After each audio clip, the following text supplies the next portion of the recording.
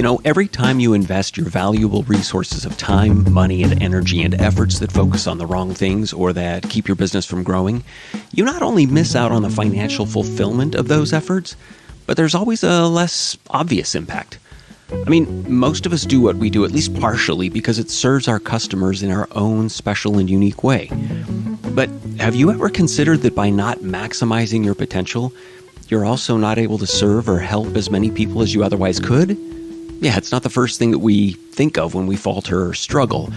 But for today's guests, it matters a lot. I've been fortunate to have a friendship with Gretchen and Bobby Harttown for almost a decade, and I was thrilled when they agreed to join us for an episode of the Clearing Obstacles podcast. This conversation about their real estate agency, Go Big Island Life, gives us a deeper insight to how their acute strengths as humans not only serve their professional lives, but how, like all of us, our strengths can sometimes get in our way. So we discuss a couple of strategies on how to leverage those attributes and bring more value to their relational skills by, one, improving their focus, and two, by leveraging the concept of the buyer's journey in their own marketing. So this is one of our longer episodes, and I think you'll find it worth every second. I can't wait for you to get a glimpse of how these common themes for business owners apply to their heartful passion of sharing the Big Island life with others. Oh, and as a side note, if you have a minute to go to clearingobstacles.com to download the graphic that we reference in today's episode 11, it might help you to follow along. Not necessary, but it might be helpful. And I also think you'll find your own use for it as well. All right, enough set up. Let's get to it and help you get there from here.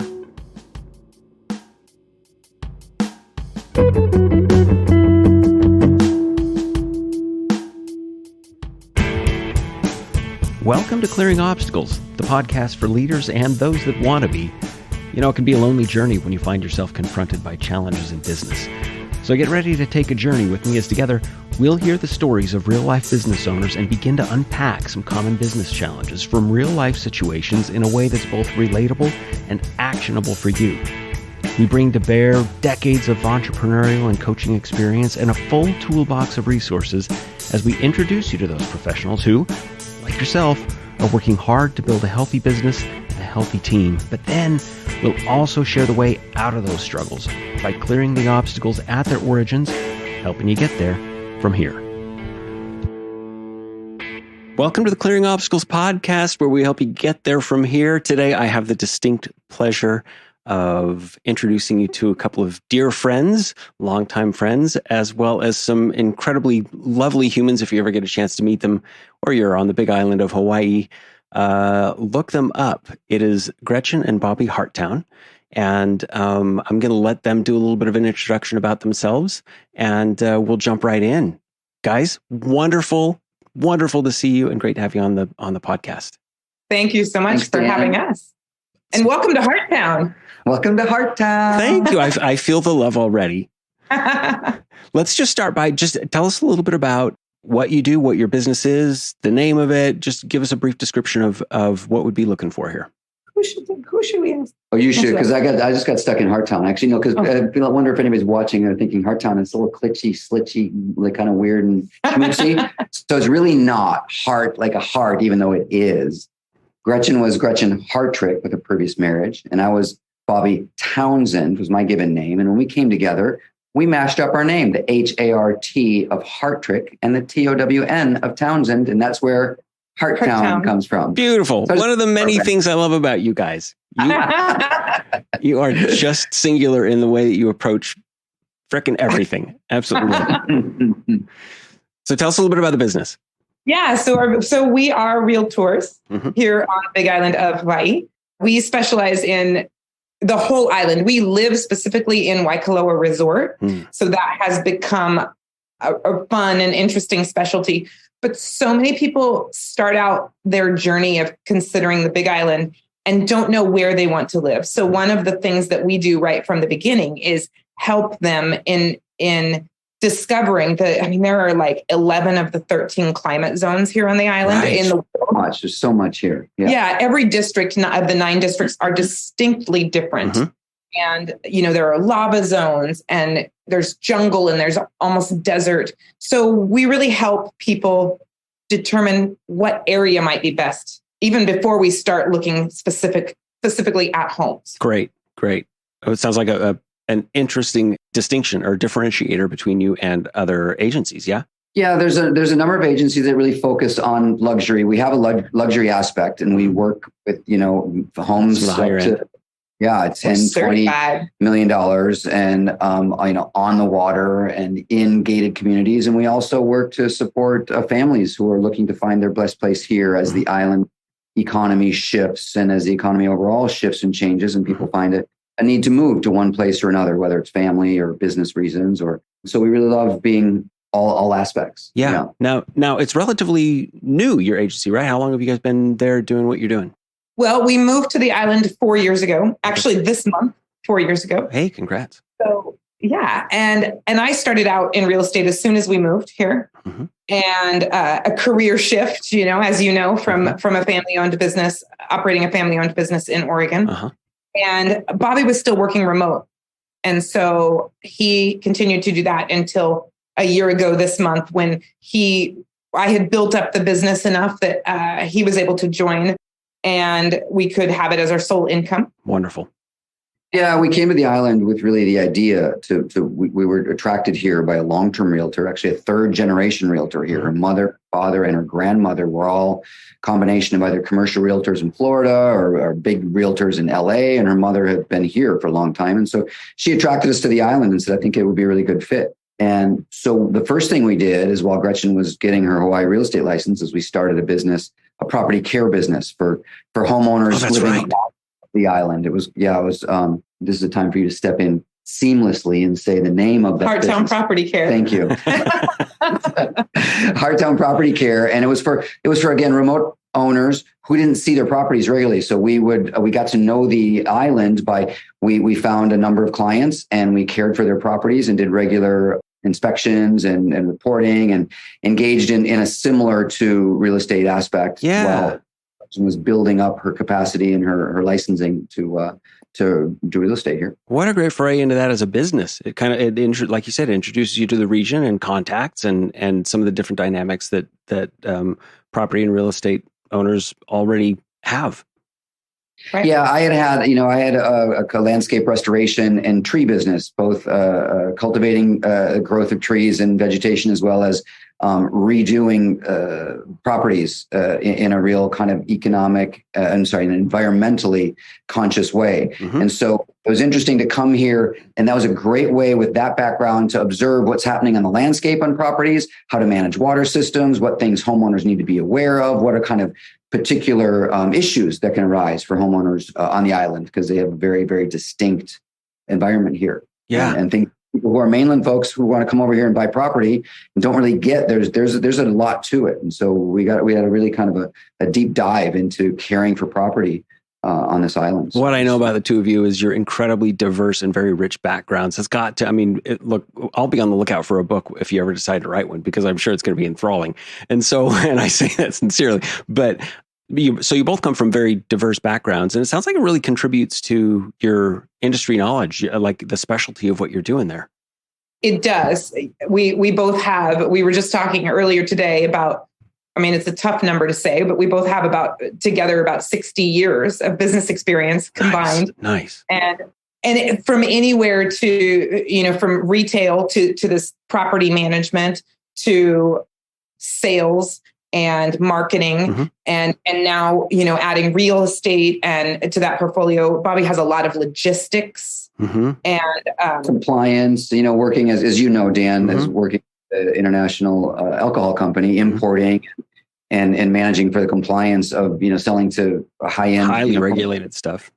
Alcohol. So and Gretchen was really engaged in a lot of the negotiations. Her family business was a 27-year, business for business-to-business call center. So a lot of sales, a lot of, 100+ employees, a lot of things to manage in terms of all of that. So we both really have a keen sense for whether it's negotiating, contracts, attention to detail, having foresight in circumstances that arise, the need for clear and consistent communication. When you're buying a property from across the ocean, there's a lot of things that can get into the way. Communication is paramount.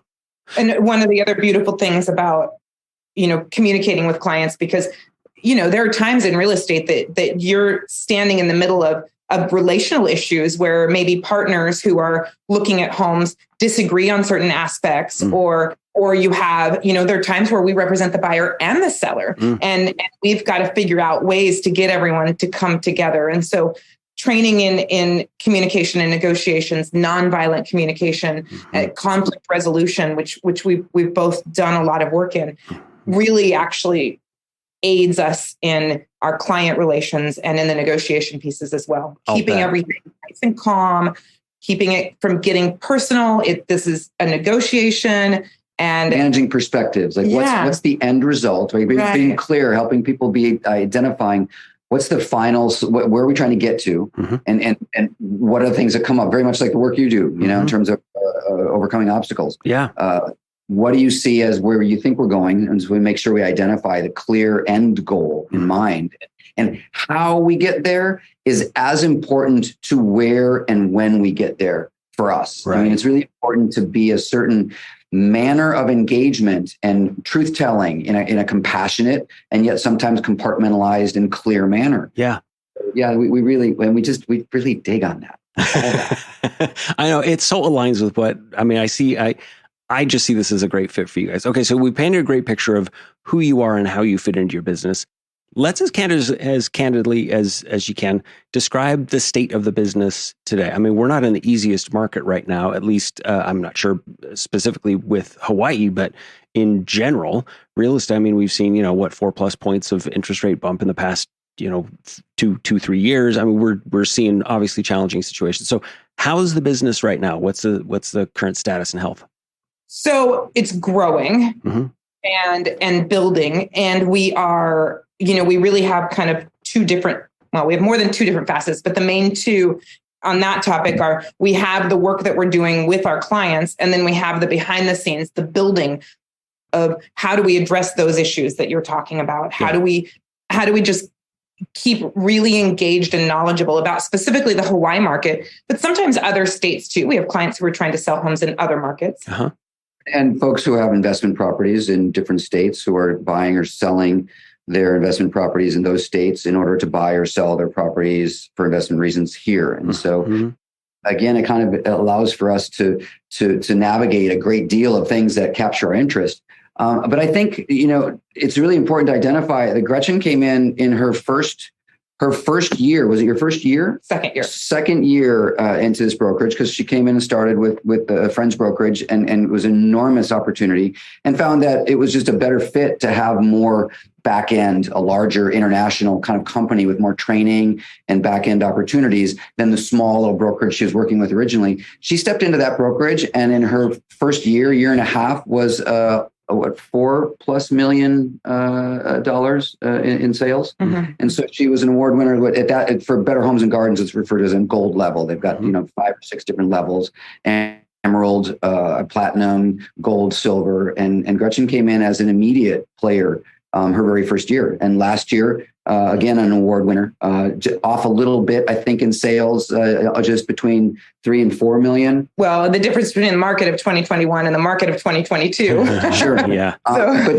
just to identify that the business is growing, and we want to grow it. And yet Gretchen really hit the ground with her feet running. And we'll talk a little bit about how we market and as we get into some of the obstacles, because that's a place where we really want to work. But her ability to reach out and engage people through whether it's social media or through what we do is just meeting people at the pool or going out to the beach or when we're shopping. We just say, we just love meeting people and finding out how we can connect and make a difference. And it's really been interesting to see the wide range of where our business has come from. Yeah.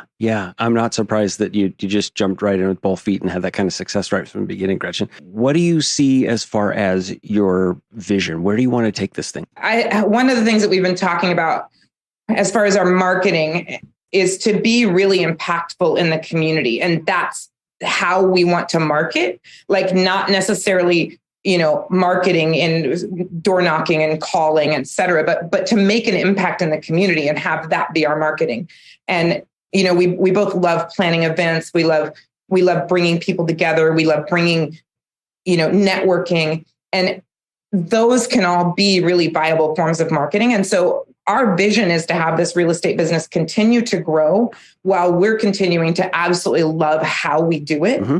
And to have it be enough to support the lifestyle of, it's expensive to live in Hawaii, but we also love to travel, Mm-hmm. and we love adventure, and we love to eat. And so we want to support all of that. Yeah. And we love to have the opportunity to tithe and to give back. And so to have the business be profitable enough to where all along the way, we're able to support the things that we identify. I mean, this is a new place for us. Yeah. We traveled to Hawaii. Gretchen's daughter, Taylor, played volleyball here at University of Hawaii in Hilo many years ago. And so we've had some touch-ins, but in terms of like developing some roots and understanding where we can give back to this beautiful place, because it's literally a paradise. Yeah. Yeah. And for us to be able to be here, to get here and kind of scramble a bit to make it work and to find clients and do things, we've done that.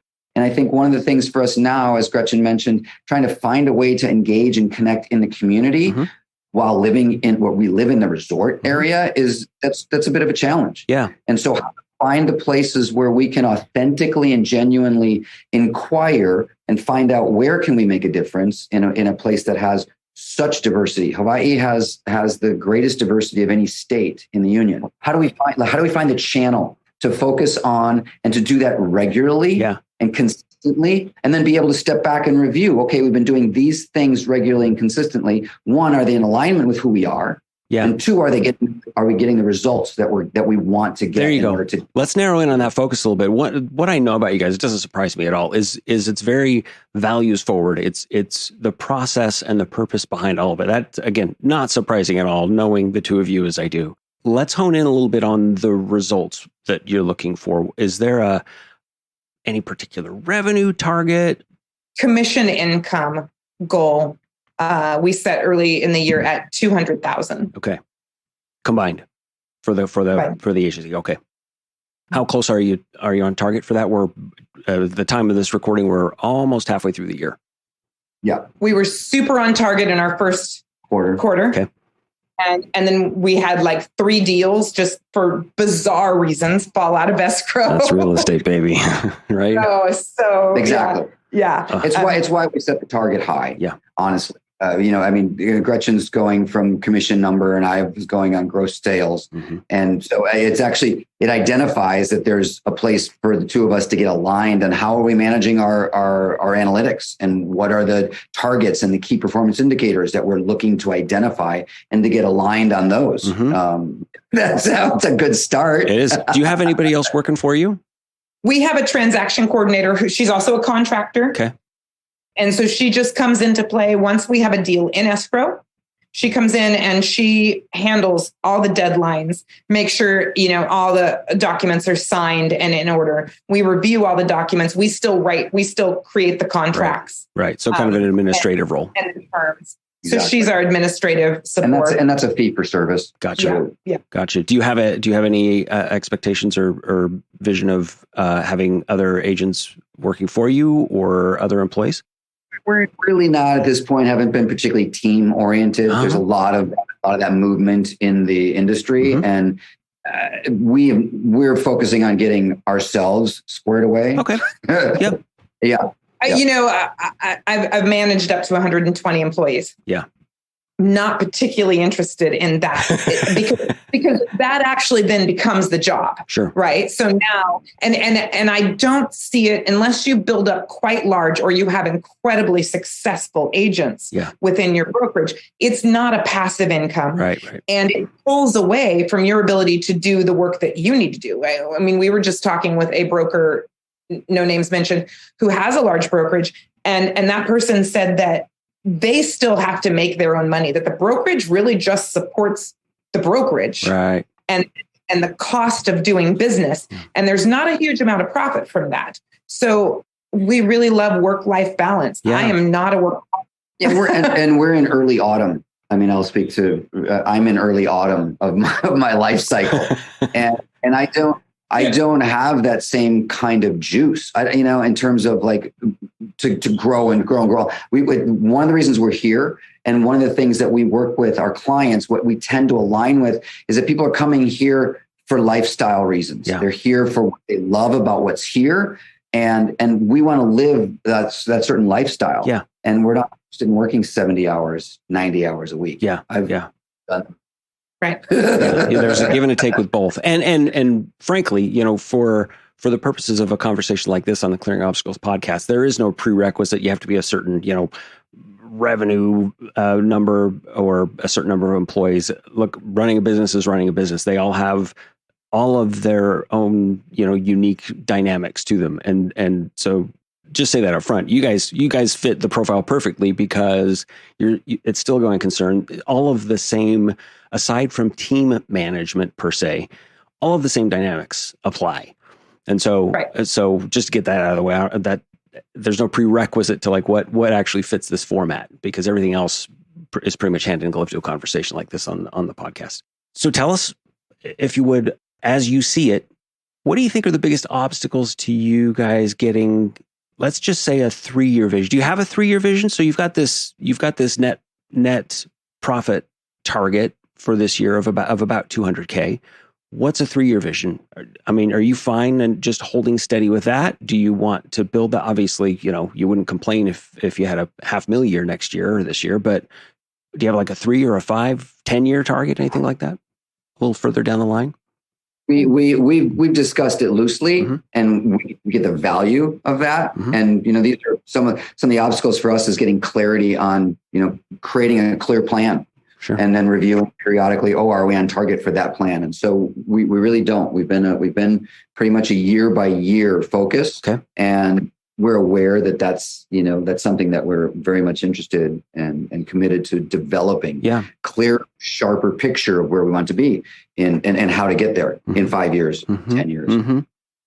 Cool. What do you think is let's take this year by year. Let's say we were just to extend this out as a 3-year, you want to hit that net profit target, say just for the next 3 years, just to sustain it, especially in a market that's as volatile as real estate.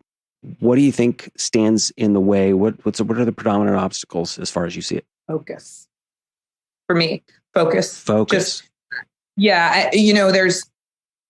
There's so many things in having your own real estate business. There's so many things to do. Uh-huh. And there are so many things that to determine, are we going to hire out for that? Are we going to buy software for that? Are we going to get an app for that? How are we going to manage all of these details? Mm-hmm. And long-term forecasting tends to just get put on the back burner because all of the front burner items mm-hmm. require our full attention. Mm-hmm. Mm-hmm. That's why calls or emails, right? So, I mean, somebody who's the next deal.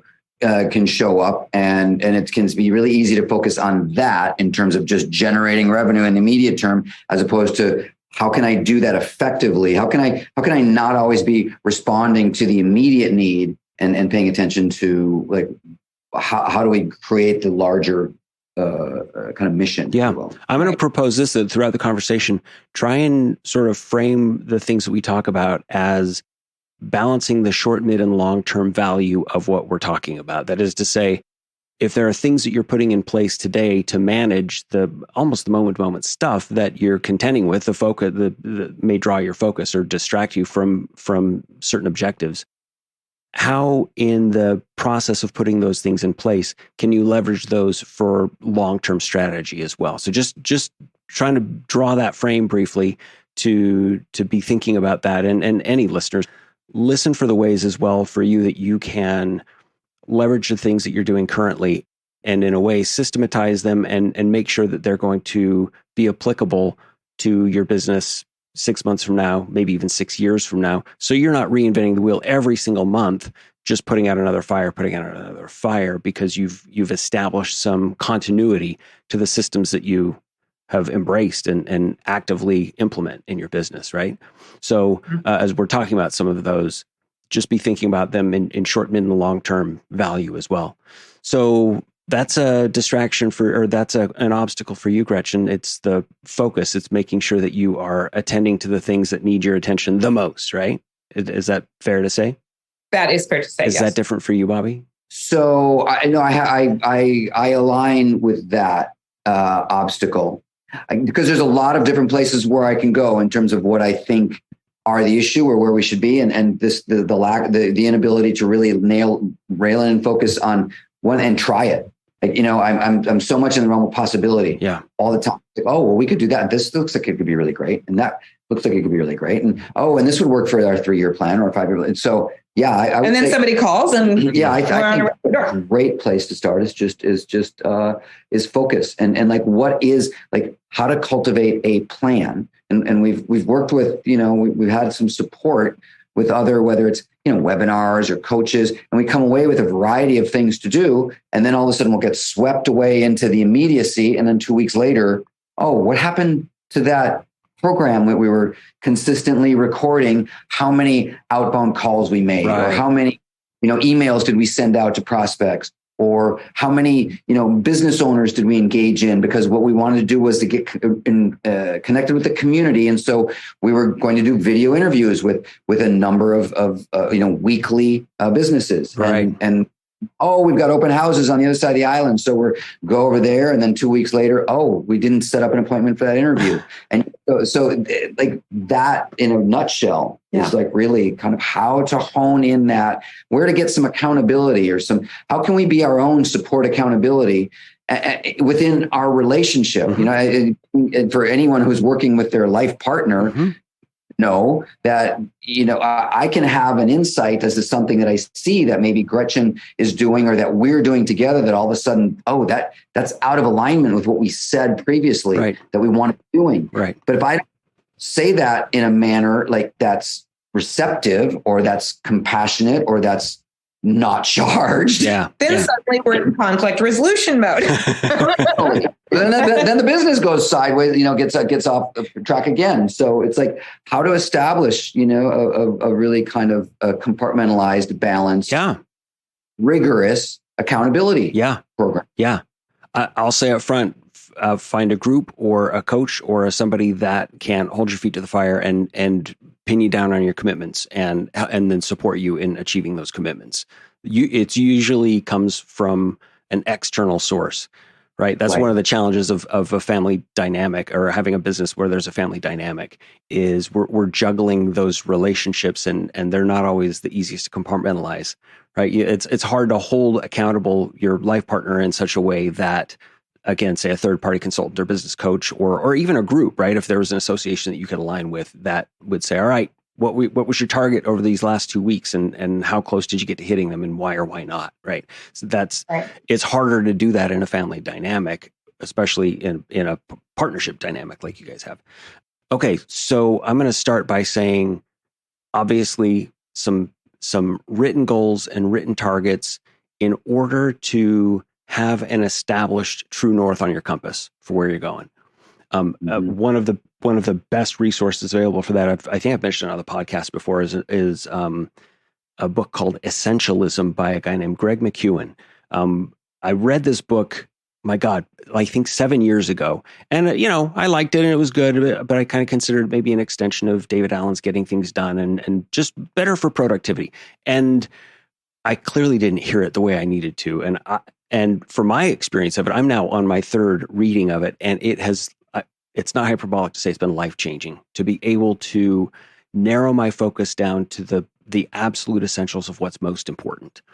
And that kind of relentless and rigorous focus on those priorities requires a certain discipline that is uncomfortable for anybody, especially anybody who's ambitious, because it requires that you say no to certain things, to a lot of things, right? Yeah, to most everything that's not that. That's not on alignment with that. That's not going to get you there. Even if it's a great new idea, doesn't matter. That's not your focus right now. And great, put a pin in it. We will look at this again in Q3 or Q4, but for the time being, we're now in Q2, and this is the course. This is the trajectory we've set. What I know about you guys, one of your incredible strengths is you're both so agile. You can pivot like nobody I've ever known. and your ability to be flexible and modify strategy based on the conditions that are going to pop up in front of you, the challenges that are going to pop up in front of you. That agility as a strength, you've heard me say it before. If you're listening to any other episode of this podcast, any strength that's overused becomes a weakness, right? And so that agility can very quickly devolve into just an albatross of liability around your neck. And so finding a way to put a property management. Right? Let's screw it. Exactly, right? Let's go property management. Let's do that. Let's try that. How about let's do some interior design. Okay. Maybe some interior design, right? And all of those are intriguing and compelling and promising prospects. They're great potential opportunities, but they're not the one that you committed to focusing on for the time being. But it's so interesting because what it brings to mind for me is that it identifies the willingness to pivot or to be distracted, if you will, from this essential thing that even if we've kind of quietly learned what is our essential without having the rigor and the accountability to it, the fear of being bored. It's like, oh, wait, so I got to do the same thing over and over again to be successful? Yeah. Fuck that. Yeah. So it's but I get like the I feel into the joy of being on the other side of a discipline and having what we want, like being successful in identifying, oh, that's what we're going after. And then actually see ourselves have that be the success versus the success of, oh, we withstood that storm or we somehow survived that challenge. How about we executed on what we identified and celebrate that? It's an interesting, it's I appreciate that. It is. And it's a hard pivot to make, especially for ambitious people, especially for creatives, especially for people who have any kind of entrepreneurial tendencies, that itch.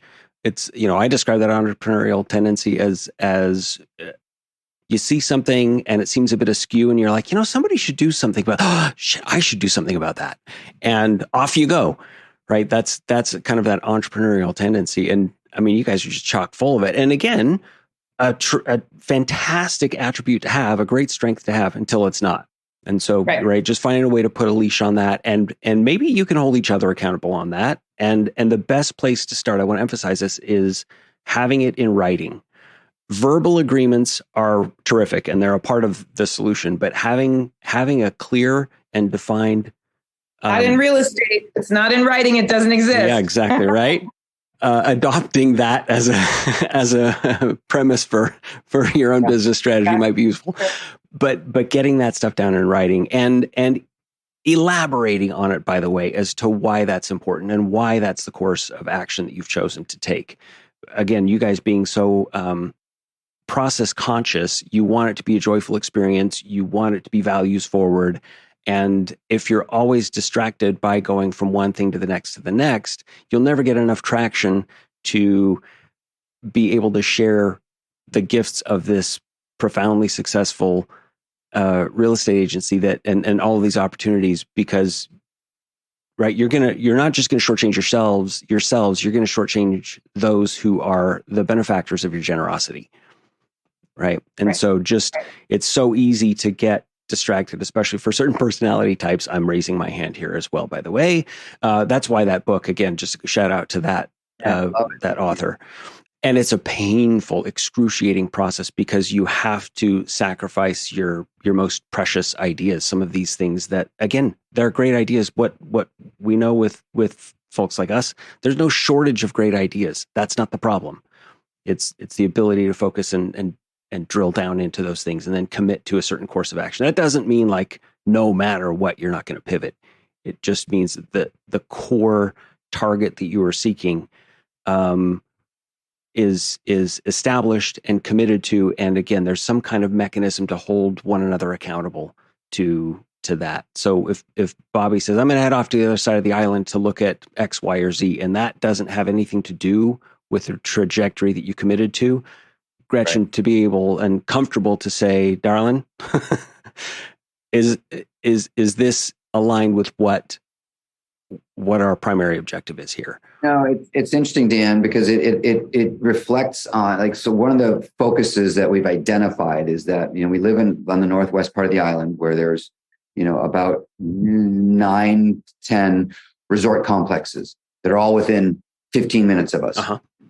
We've identified that, hey, now we've gotten some business rolling and we're working and living, and like, let's focus on where we live, and then, but by virtue of what we've had to do to get here to be operating, we then get either referrals or business comes in for other parts of the island, mm-hmm. which we love because we get to go see other parts of the island. We'll spend the night. We'll do some things over there, and we can work remotely. But it doesn't. That scenario doesn't allow for us to stay on that goal of, our goal is, just for the goal's sake's purpose, mm-hmm. Is to focus on where we live in this resort area complex for a number of reasons. And so the challenge of saying, that's business coming in. Why wouldn't we go take care of that client or that potential client, even though it doesn't necessarily align with the goal that we've stated? Does that make sense? It does. It partially aligns because it would contribute, mm-hmm. right, to our revenue, mm-hmm. right? But it takes us outside of the smaller scope. So we do that, and we can quite easily spend 2 to 3 days on that particular scenario, and then all of that is time not spent on this stated goal of, what are we doing to focus on, here in this particular area? So I can see that there's a way to identify how can we do both, and how can we make sure that whatever we're doing, if there's a trade-off, by virtue of doing this thing mm-hmm. on another part of the island, what am I going to do as an exchange, if you will, or some kind of manner to make sure we're not just throwing out the baby with the bathwater, but also saying, okay, good, I'm making a mindful, we're going to do this one thing, and then we're going to do this in order to satisfy or to nurture this goal that we've stated. Yeah, I'm going to float this out there, and it might get traction, it might not, but I don't know how much of what you guys do on a day-to-day, week-to-week basis are the things that are not essential that you are the one doing them. Administrative stuff, for example. Again, what I know about you is how your ability to cultivate relationships is your magic wand. That's part of your secret sauce. You're just exceptional at cultivating relationships, and that's exclusive to you. That's a talent that only you can bring to bear in the way that you are so capable of. And so if it's required that you're the one doing that, then it probably makes sense for you to engage. Is there any margin in there for you to outsource to either a part-time executive assistant, an administrator, something on like a freelancer Upwork kind of platform, having somebody do some of the, even if it's 5 hours a week, that 5 hours a week might allow you some of that margin to go, you know what? I'm going to exchange that 5 hours a week of knucklehead admin shit for maybe chasing some of those big potential opportunities that might not be perfectly aligned with what the strategy was, but it's valuable enough that I'm willing to pay somebody to do some of the tasks that aren't very specific to my role. Yes. And that's exactly why we decided to go with the transaction coordinator. Great. Yeah. A lot of people, early in their careers would say, no, that's an additional, that's kind of a bonus of once you've hit it. Mm-hmm. I think it's critical for any realtor to go in their first couple of years and their first multiple contracts and do the work, because you have to know how to do the work. For sure. But once we had that, we realized how much time in every deal we could save, because we're not the ones sending emails back and forth, confirming receipts, filing them in the right place. Got the signature. Oh, the date's not right on this. You need to correct that. Like all of those kinds of things, which we need to pay attention to. Right. But we're not managing those the steady stream of emails and phone calls back and forth to book the appointment with the inspector. Right. Blah, blah. Right. Interesting though. When you say what you're saying, what come up? I'm sorry. Did you have more to say about that? Go ahead. Well, I was going to say one of the other things, title companies are super helpful in that when we need e-blasts and specific types of marketing, the title companies have sales managers who have outreach managers, and you just basically send them the information. They put it together. It's free. Right. It's like part of their marketing. Mm-hmm. And so we do utilize that. Yeah. And I think that there's room for us to do more of that, mm-hmm. Because that really is, when we talked in some of our questionnaire with you earlier, the clear marketing plan, mm-hmm. I can get that out of this essentialism. There will be an opportunity to identify who essentially are we and what essentially are we trying to bring. Right. And that will support our developing of our marketing plan. Because right now, we do a fair bit of marketing, but it's a little bit by the hip. And we get a lot of things going, and the place of not really being able to identify what are we getting from all that. We know that we're getting some things, but how to track it and to keep putting our energy into where we're getting the most results. Yeah. And so in line with kind of what you're saying, what came up earlier for me was really the use of AI in writing, because part of the place where we can get stuck is we can both be perfectionists in speaking about how we're trying to speak about ourselves or speak about the value that we bring and why we do it, or what property it is that we're wanting to market and sell for someone. And so we can get stuck in just wordsmithing and just using it. We've started to dabble in AI for that, and it's phenomenal. It is. It's a tremendous tool. It requires a specific amount of thinking. Absolutely. Yeah. Right. No, you got to drive it. It's a garbage in, garbage out. Absolutely. Right? You got to clearly identify what we're looking for and then hone it periodically. But as you do it more and more, I just think that there's a big learning curve on it. Like you've really got to learn how to do There that. is, but it's an amazing tool if we're leveraging the right way and still bringing our own voice to it and our own brand to it. I don't want to go down the AI rabbit hole. We could go crazy on that thing. The other place that a bookkeeper, someone who's tracking our finances, is the other place that we know that it would be really beneficial and free us up of not just time, but of noise. Yep. Right. Like there's just always, for me personally, there's always kind of that financial piece. Yeah. And how we're tracking our finances and how we're tracking our goals and our revenues and the money that's going out to all of these optimizing our text. Right.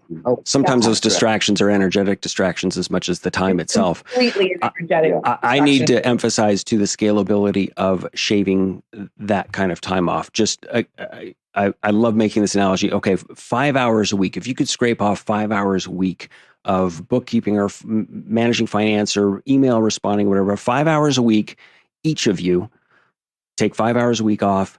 That's 10 hours a week between the two of you, 50-ish work weeks a year. That's 500 hours a year that you could put towards other things that are distinctly more suited to your skills, your roles, your talents. Almost 2 months of productivity that you would free up by bringing somebody else in. People always look at that as an expense. I always say, perhaps, but look at it first as an investment. That stuff scales so fast. You go, it's just 5 hours a week. I can pull that out of the air. Yeah, but what if you didn't have to? So I don't want to lean too much on that and advocate for it. You guys will figure out if that actually is right for you and if it fits in your budget and there's an appropriate amount of work that you could find for somebody with those talents. And frankly, it would probably, if they're an expert at it, it'd take them 2 hours anyway. What's taking you 5, because that's their skill set, right? So let's assume, let's fast forward and assume you guys have done your homework on that. You found some places where you can leverage other types of labor or contractors or some other kinds of skill sets that maybe are not your areas of strength, so that you can now leverage your strengths. Okay. One thing you identified earlier is this marketing piece. And I want to lean into that because I feel like that's the bulk of the juice we're going to squeeze from the fruit today, is in the marketing strategy. Tell us a little bit about what you're already doing and where it's working and where it's not. So we do a lot of social media marketing. Mm-hmm. I do some Facebook marketing that's not paid ads and all of that, but more. We have a Go Big Island site, Facebook Go Big Island, and we push out data and some of it's fun information, some of it's facts about moving to the island, about events that are happening on the island, about real estate. I'll go live at open houses. I'll highlight some certain houses that I think are really cool, and certainly highlighting anything that we've listed or anything that we've sold. Yeah. But also, going into groups that are, because we live in such a desirable place, it's really easy to find on Facebook places where people want to move here and they want to live here and they're asking questions about it. Yeah. So then we go, I surf around. It actually, results in me spending probably more time on social media than I would like. And it's in the comments section, which is like the absolute purgatory of social media, right? Like it's where you go to get, it's where I go to get enraged. Right. It's suddenly, and lost and all. You don't know how much time I'll write out a whole comment and then delete it before I ever post it because I just had to say all of that. Hey, it's cathartic. But that's right.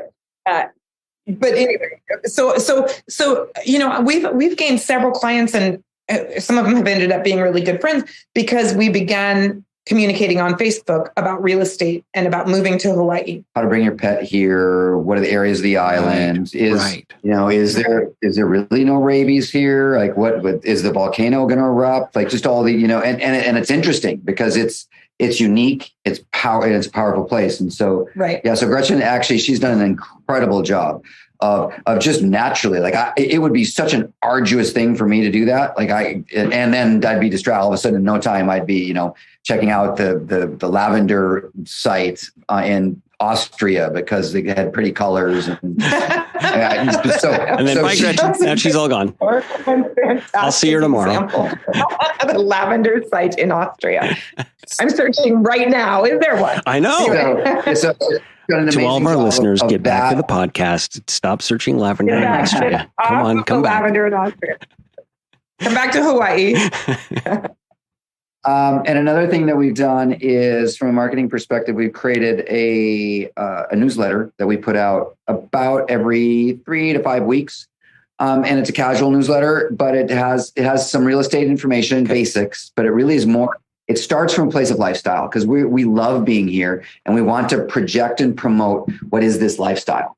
I want to talk briefly about a concept that, given both of your dossiers, I know you're both acutely familiar with, but for our listeners, they might not be as familiar with it. I'm going to share the screen with you guys. For our listeners, it's the content that we're going to share in the show notes here. If you go to clearingobstacles.com, you're going to see this graphic. And it basically represents what's known as the buyer's journey. Other circles known as the customer's journey. There's nothing particularly proprietary about this. It's just kind of universal marketing and sales strategy benchmarks. The buyer's journey, again, also known as a customer's journey, because it just seems very applicable to this conversation. So go to clearingobstacles.com, find this graphic, and you'll be able to kind of track what we're going over here. It basically describes, for those who want to just keep listening here, it's describing the emotional path that a person takes in any purchasing decision, right? Whether we're aware of it or not, sometimes consciously, sometimes unconsciously, we are ticking off these milestones that we will be emotionally crossing. Again, sometimes they're conscious, sometimes they're not. But we have to tick these boxes in order to feel comfortable enough to make a purchase commitment. Now, that might be for a sub sandwich. It might be for a home. It might be for a car. It might be for coaching or consulting services. We're crossing this journey, if you will, of emotional milestones. And I'll walk you through briefly what it is. Again, I know you guys are already familiar with it, but I have an intuition about something, and I want to run it by you here in a second. But here are the steps. And again, this is kind of a plain vanilla version of it. And it's usually best customized to your business and your brand. But here's the gist of it. It always starts with awareness. Your prospects, your potential customers have to even know that you exist. This is kind of the billboard concept, right? It's a business card. This is me. This is what I do. And I want to make you aware of it. And as obvious as that sounds, that's the point of a business card and a billboard. It's not telling you much more than, hey, we exist. And that's the first step. So as obvious as it seems, we have to make sure that people are aware of it. This is when people buy up ad space or hand out business cards. So there has to be an awareness. The second milestone that a potential buyer has to hit is they have to trust you. You have to build rapport. Just because you have Go Big Island Life as a business, and this is this thing that you do, they have to trust that you know what you're doing, right? You're competent in the trade that they might possibly want to engage with you in. You have you're not a shyster. You're not somebody who's going to take them for their money. You're going to deliver on what you promise. And so you have to nurture this trust and the rapport with your prospective customers or clients. That's the second one, trust and rapport. The third one tends to be relevance. So, okay, I know that you exist. I think you're trustworthy, but do I want to buy property in Hawaii? Or maybe I just want to buy a timeshare instead. Are the services that you're offering relevant to their reality? That's the third milestone or benchmark that you have to cross as a prospective buyer in a situation like this. And then the fourth one tends to be, do they fit? Is there a match here? So yes, I know that you exist. Yes, I trust you. Yes, I want to buy property on Hawaii. But are you my kind of people? Are you the kind? I mean, there's plenty of brokerages. There's plenty of realtors, I'm sure, there. And it's probably even a bit of a crowded industry. And so the potential buyer is trying to determine, do I want to do business with you? Or all of these other things I can check off of the milestones, but is there a fit and a match? Will we be simpatico in our business dealing together? And so we're emotionally, again, I don't care what you're buying. If it's a latte, you need to be aware of the coffee stand. You have to trust that you're going to get a good coffee. You have to realize, do I want coffee or mate or tea, or maybe I should just make something here? So there's the relevance. And then it is a fit and a match. Do I want to visit, the Starbucks or the small local chain that's here, or the small local kind of boutique coffee place that's here? That's a fit determination match. It works with every purchase decision that's being made. And so, of course, then at that point, then it's the conversion. We're kind of going from marketing into the closing of the sale. It's the decision process where they're pulling out their wallet, they're signing up, they're signing on the dotted line to say, yep, let's do business together.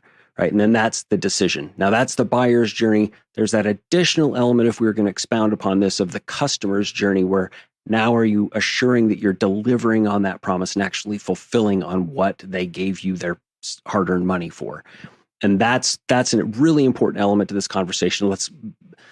We might include it in today's chat and we might not, but that delivery on the promise really matters, because that's where the reconversions and the referrals come in. And the reconversions and referrals basically check off every single one of the milestones in a buyer's journey. Because if you guys tell me, oh my gosh, you got to check out this new coffee joint, you've made me aware. I trust you, so I trust them. I realize it's relevant because you know me, it'd be a good fit and a match. That right there, that referral automatically ticks off every one of those boxes. So that's why they're really, really powerful in the overall customer journey, not necessarily the buyer's journey. Okay, so that's again, I know I'm telling you guys nothing that is new information to you, but just to bring our listeners up to speed, because here's the tickle that's in my tummy about this one. Are you guys clear in everything that you're doing in your marketing, what milestone you are addressing with that particular engagement? So if you're going to a local mixer, what are you doing? Are you there to build trust and rapport? Are you there to discuss the fit and the match? If you're engaging in social media and you're posting in the comments, what are you doing it for? Is it trust, rapport, relevance, fit, match? Are you trying to help somebody make a decision? Are they already really close to decision making and you're trying to get them over the edge? Are you guys always clear in what that particular outcome is relative to the buyer's journey in all of your current marketing efforts? Do you have some clear definition in that way? No.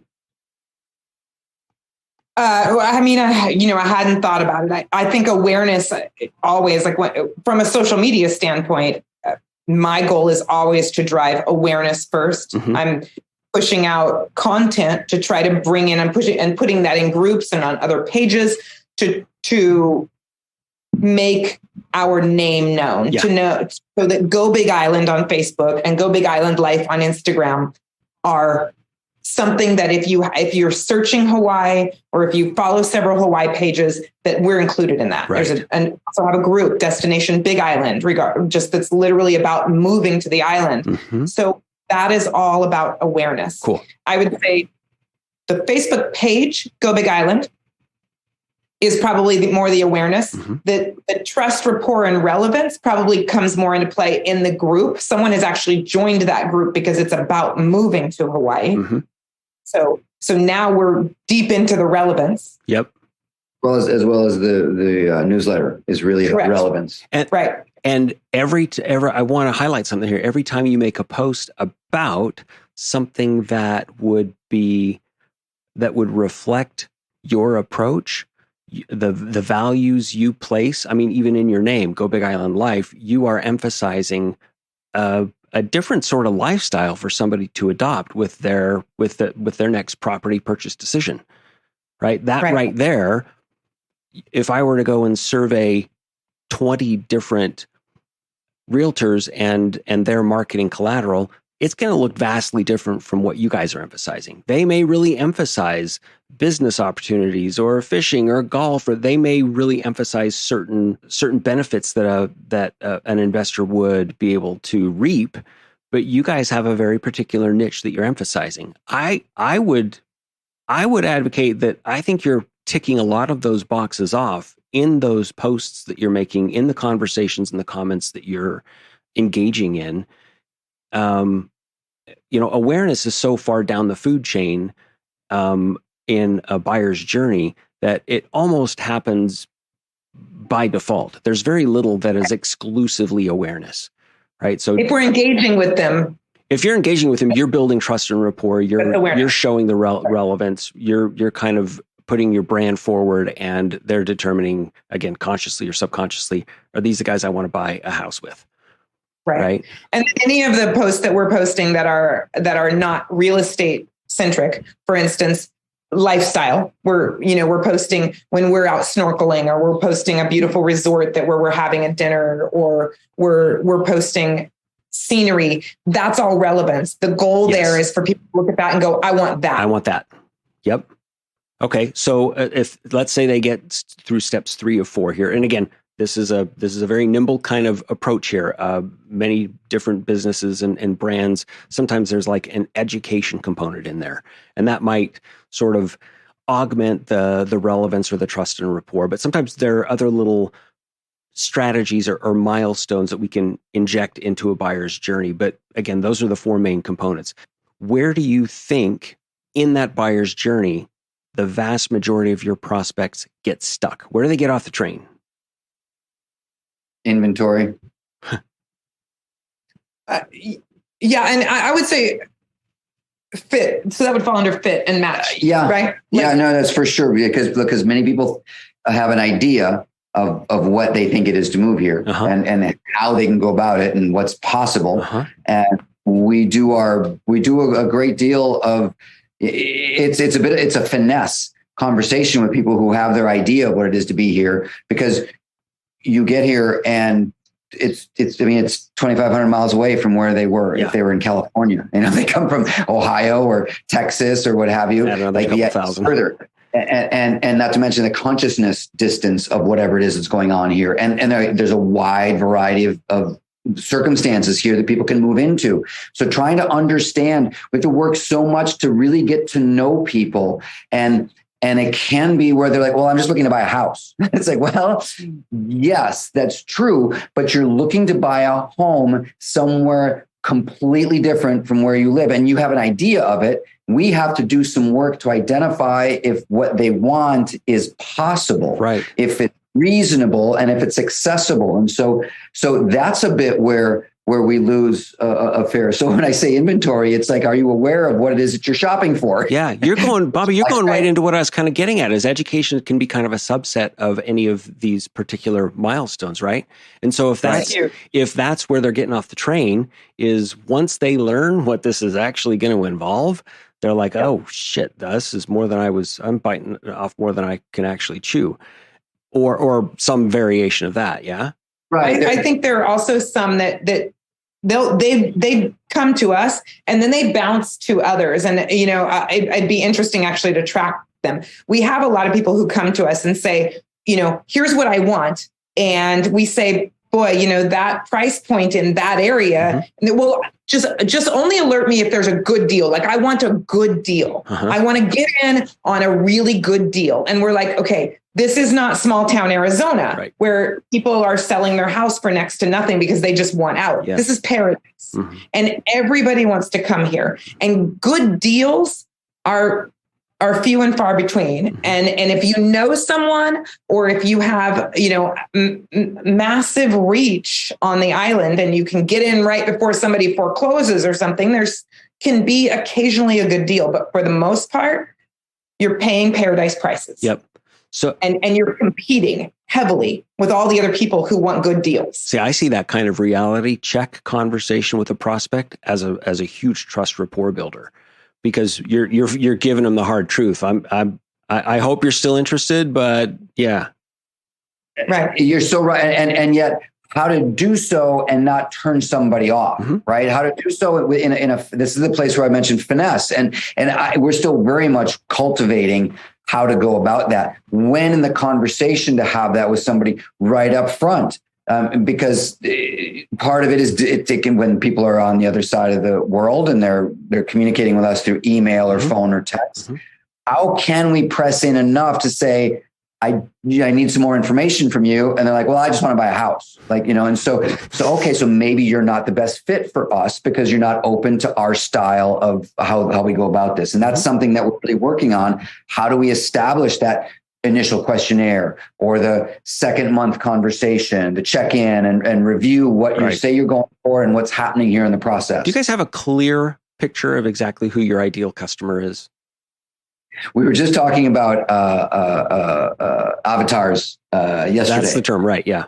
Yeah. And we don't. It would be very. I mean, so you ask the question, and I identify that we don't have something clear and sharp in place. And then Gretchen is like, well, we've been doing that in a certain way, and she's right. But I just know that it's not set and established. And so, but we do have a pattern of folks who we've worked with that work well, that have worked well. Right. That's I think that's the well that you need to go to identify where, like, those are the people that crossed that chasm of the buyer's journey and they've gone from start to finish. And that particular demographic and psychographic, right? Where the demographics are the things that you can identify from a census form, right? It's the age, race, gender, zip code. It's the demographics. Psychographics is what's going on in their head, what emotionally drives them, what emotionally repels them. And being clear on both of those, the demographics, of course, and the psychographic. Maybe demographics are, you guys particularly relate really, really well to Gen Xers, or you relate really, really well to any particular demographic. That would be the first criteria to be really clear on. And there you go. That's one of the first elements of your avatar or your ideal customer. And then starting to expound on that. Because we connect with different demographics, which is interesting. I mean, when we're both aligned that we're going into this particular demographic, one of us will have a more inherent alignment with that demographic than the other. And the other, as you mentioned before, we do both have a great deal of agility, can kind of find what we need to do. But it's really important. I think there's a great value in knowing where are we going and for what reason. Right. Which of our clients have executed the deal and the process in a relatively seamless way. Now, everybody has different circumstances, and we want to have the ability to work with people through a variety of difficult circumstances as well and challenges in the process. But can we look at and identify some specific characteristics of a client that's made the decision and made it happen versus those that have made the decision to want to be here versus haven't crossed That's the not bridge. a sale. That's a waste of your time. That's what that is. No, exactly right. But it could also be a matter of a client just not being ready right now. And so, exactly. And so then we're just stuck in that trust rapport and that relevance for a little longer. Until the inventory comes around or you can get them to cross the next milestone. Until they're ready, or they realize they actually need to save up a little bit more for their down payment, or they realize that they've got to wait until their son graduates from high school. Right. Before they're just ready to actually leave. Sure. Or, there's all kinds of reasons, but they start looking and we've had them come around when, they've been looking for 2 years and we finally have them come around. And so I always get twitchy and contrary. I can be contrary. when when the conversation starts putting people in boxes or eliminating people because they don't fit certain criteria, or like, that's the place where I like to keep things, I guess, really, really broad and really open. And so far we've had ideal clients that have been young, single people. We've had ideal clients that have been families looking for a family home.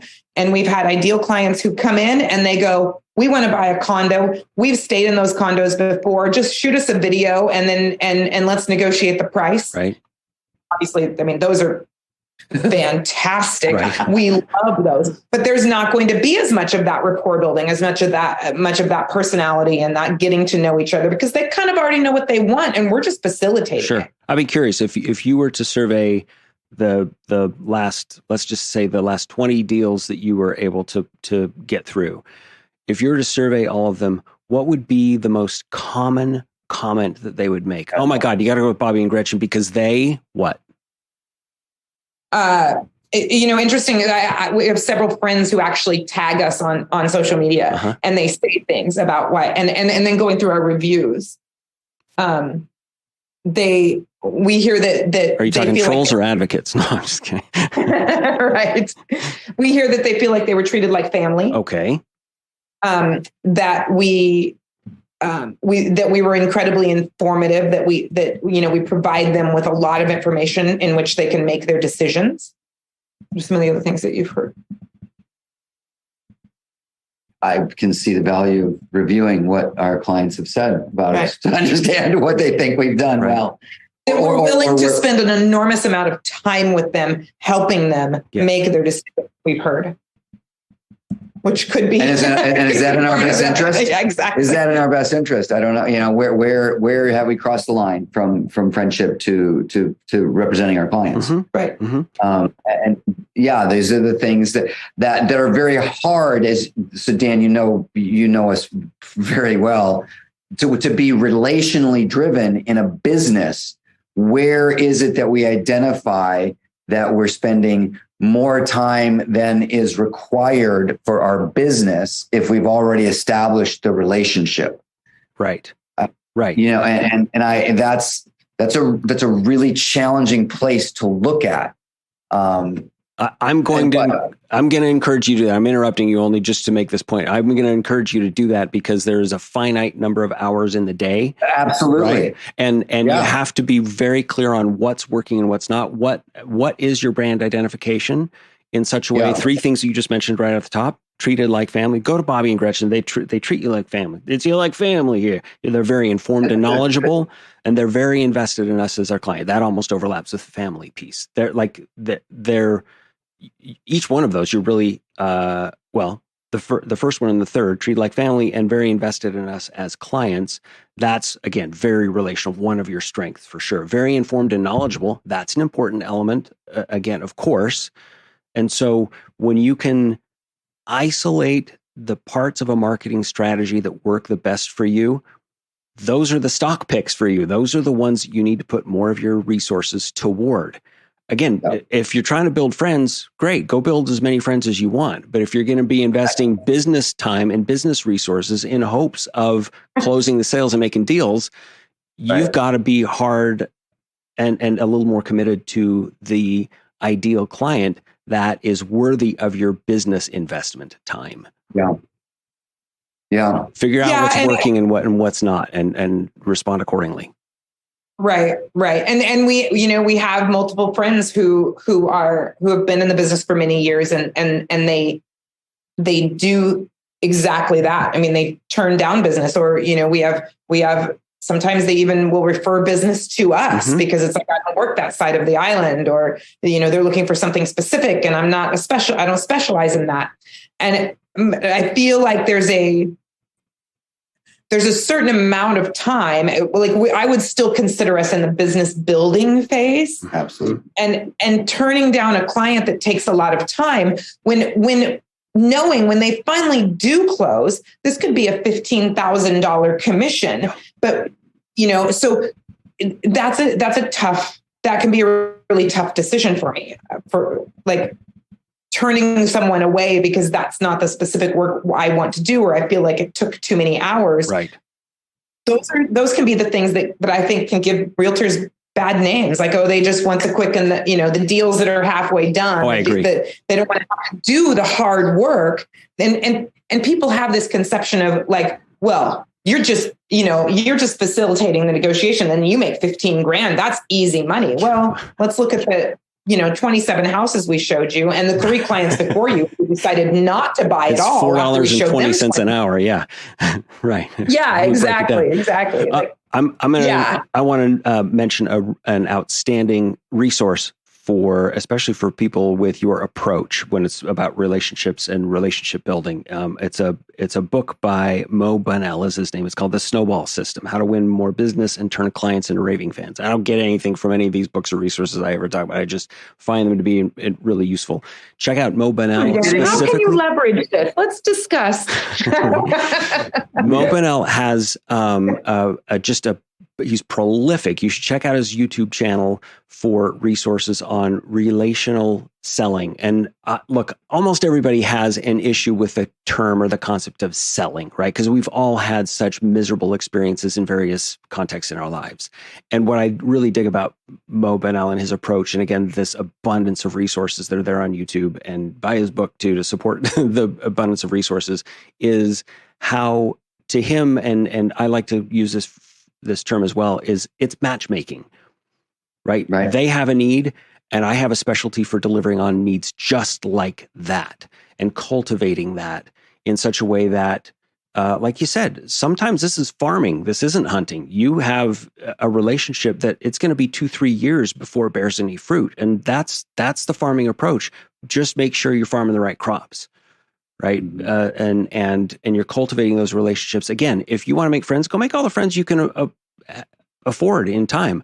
But when it comes to your business activities, being discriminating in the choices you're making for how you're spending that time, where you're spending those resources, time, money, and energy, is going to, I think, get you a lot better bang for your buck on those resources. And identifying what those are. If it's a relationship that you're building and you know that their reach of other contacts and other people that would make ideal clients, they have a really broad reach.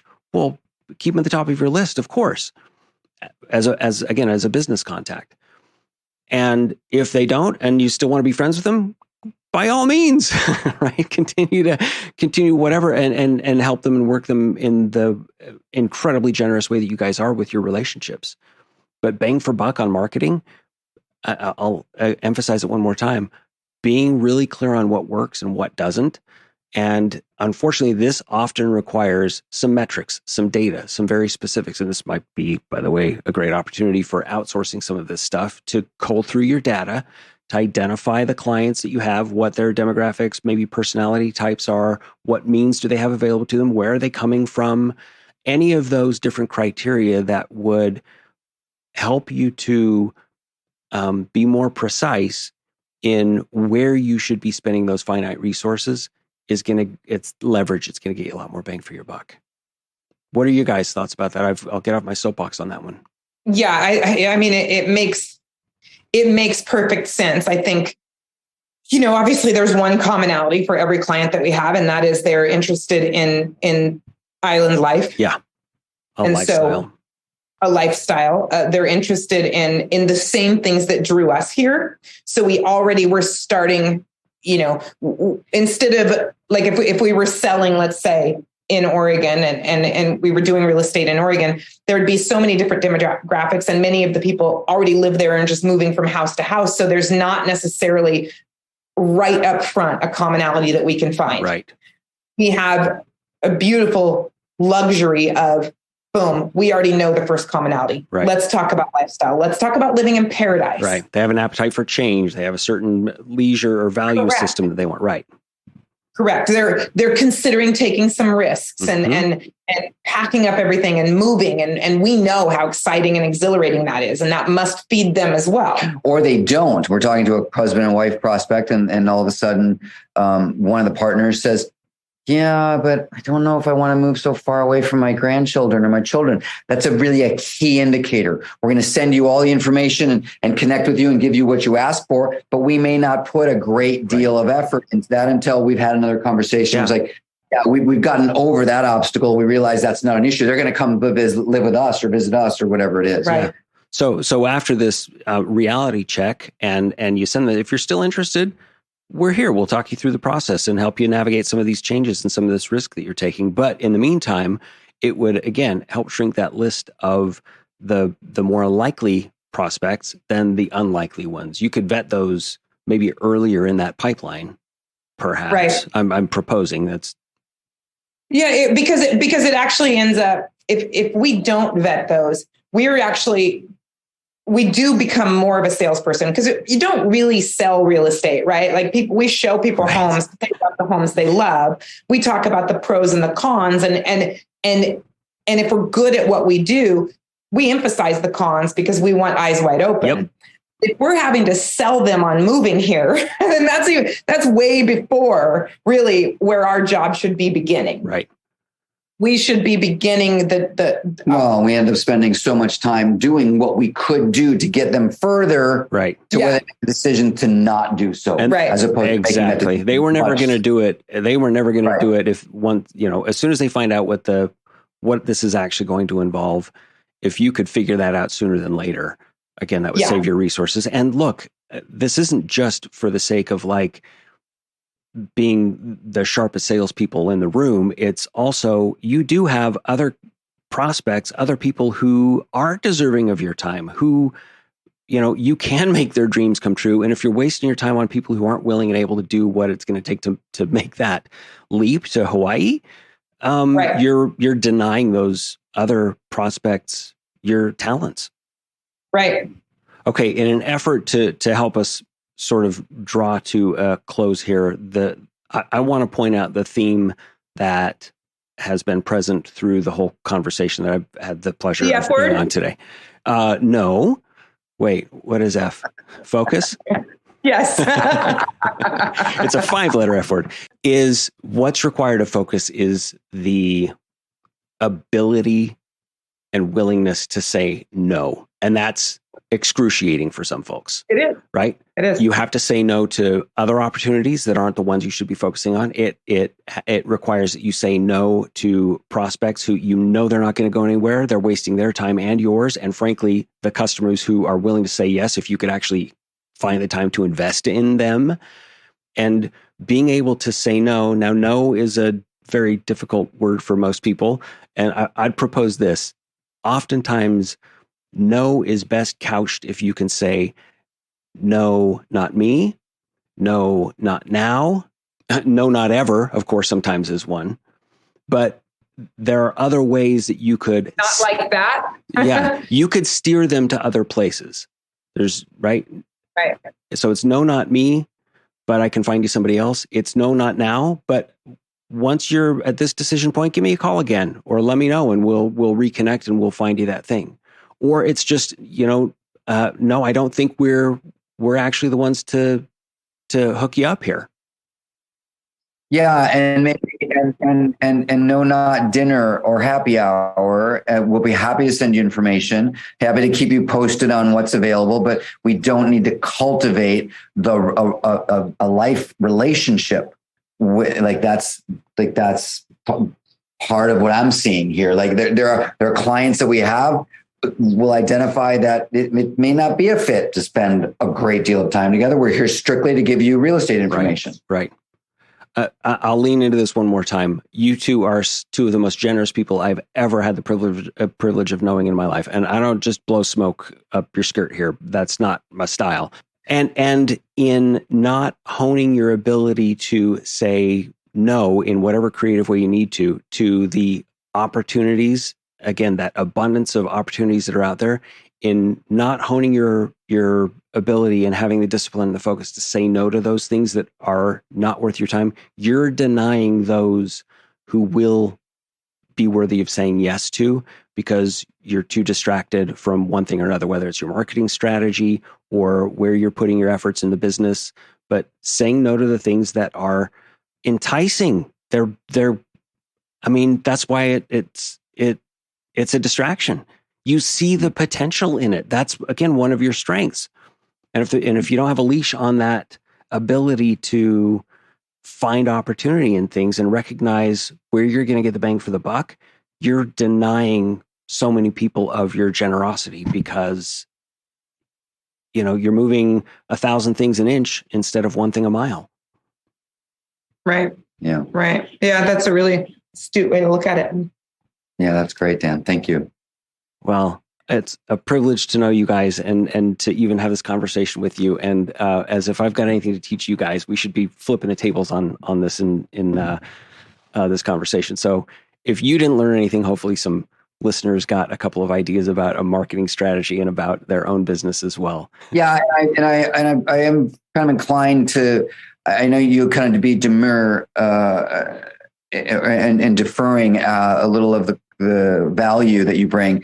Enormous amount of things. There's so much that we covered. So much. There was some marketing discussion, but really the bit about the essentialism and identifying some places to really focus on what matters, and where we may be giving ourselves away in order to feed some other aspect of ourselves that is not. It's compartmentalized, separate from the business, and to be just really clear about that. Yeah, and that's enormously valuable.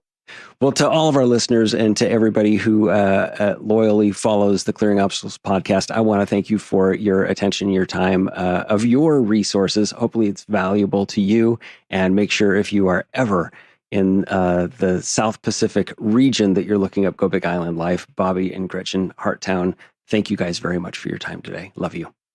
Thank you so much. Go Big Island Life on Instagram, and on Facebook, Go Big Island. Perfect. And GoBigIslandLife.com. Look in the show notes for the resources and the places where you can find Bobby and Gretchen outside of. We appreciate you, Dan.